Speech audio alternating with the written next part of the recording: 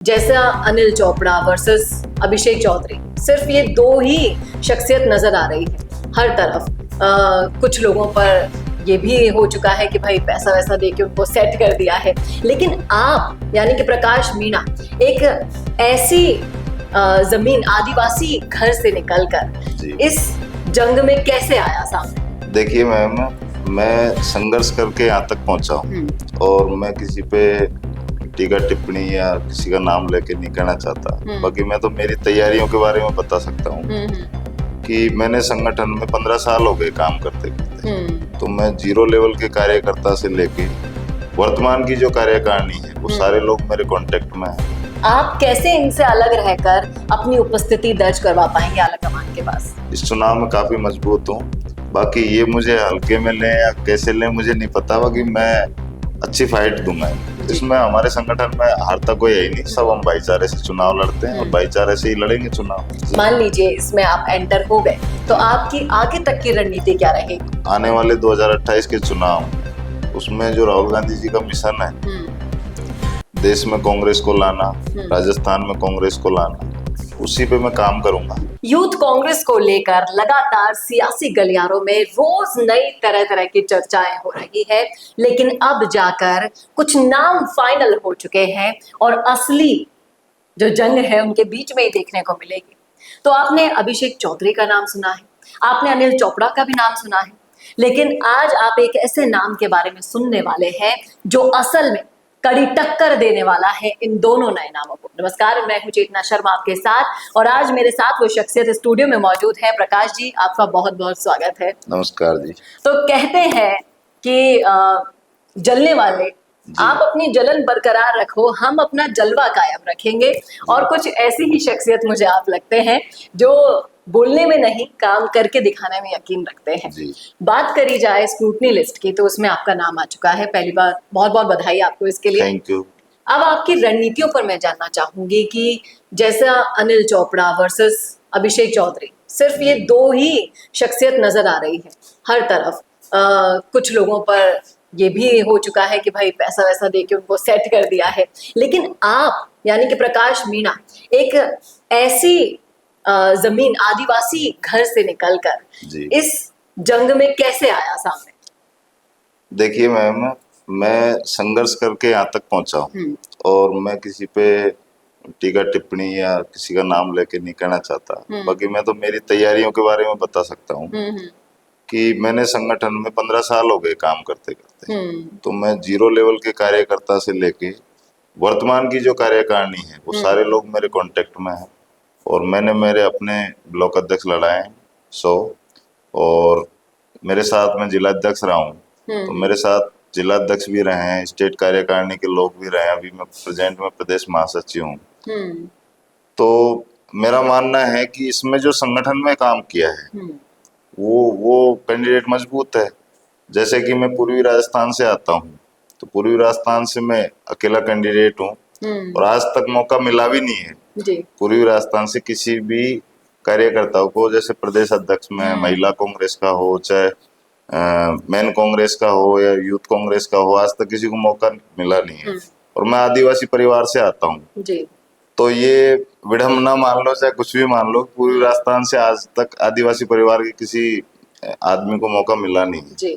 तो मैं मजबूती से चुनाव लड़ूंगा इनके खिलाफ और संगठन के लोगों को साथ लेके चुनाव लड़ूंगा, यही कहना चाहिए। लेकिन आप जिस तरीके से अपनी मजबूत उपस्थिति दर्ज करा रहे हैं, इस लिस्ट में आपका नाम आना एक उपलब्धि की तरह ही है। इसको मैं अपॉर्चुनिटी के तौर पर देख रही हूँ।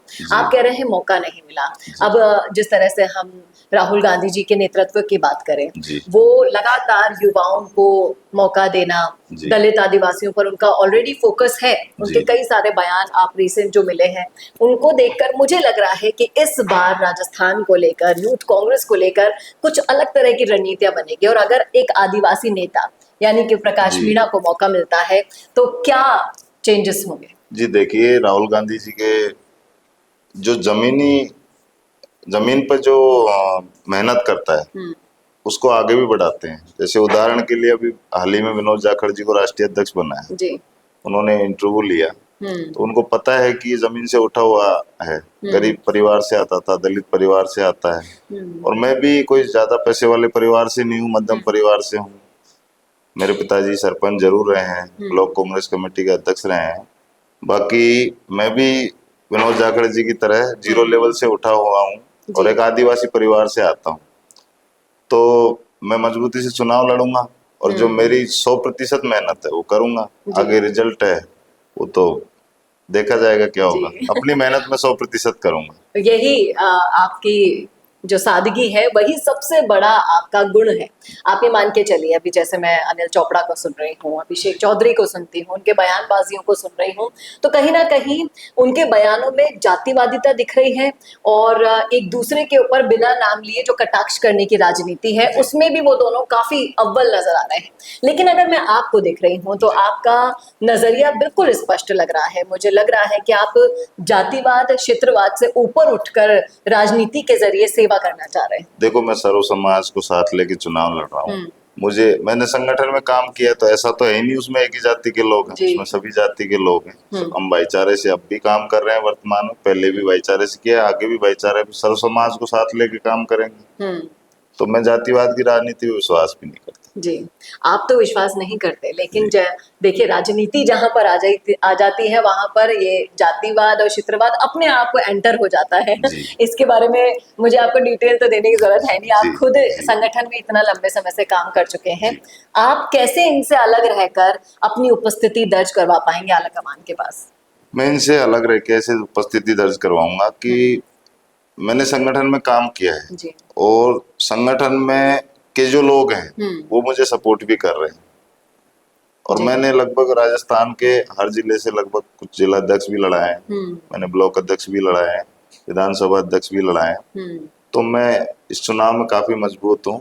बाकी ये मुझे हल्के में लें या कैसे लें मुझे नहीं पता, बाकी मैं अच्छी फाइट दूंगा इनको। जी, ये सबसे बड़ा जो आपका पॉइंट ऑफ व्यू है कि चाहे मैं जीतूं चाहे से मैं हारूं, लेकिन अपनी उपस्थिति के बारे में बता दूं आपको, इसमें कोई हारता है नहीं।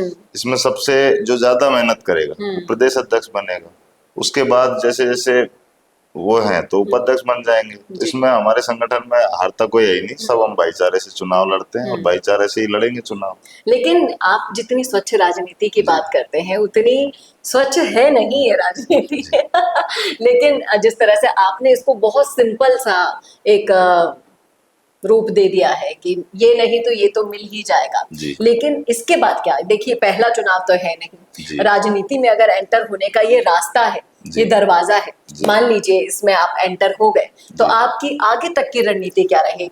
आगे की रणनीति मेरी यही है, आने वाले 2028 के चुनाव में उसमें जो राहुल गांधी जी का मिशन है, देश में कांग्रेस को लाना, राजस्थान में कांग्रेस को लाना, उसी पे मैं काम करूंगा। और जो मेरा आदिवासी समाज है, यूनिटी के साथ जो मैं मेरे कोशिश कर सकता हूँ, पार्टी के लिए काम करूंगा और करता रहा हूँ, आगे भी करता रहूंगा। आदिवासियों की बात अभी चल पड़ी है तो मैं जानना चाहूंगी, देखिए अगले वर्ष 80 साल कर लेंगे हम आजादी के पूरे, और अगर हम आजादी के परिप्रेक्ष्य में आज आदिवासी समाज को देख रहे हैं तो वो आज भी उतना ही मुझे लग रहा है पिछड़ा और कमजोर है, और फायदा सबसे ज्यादा उसका उठाया जा रहा है, जो मिलना चाहिए था वो नहीं मिला है।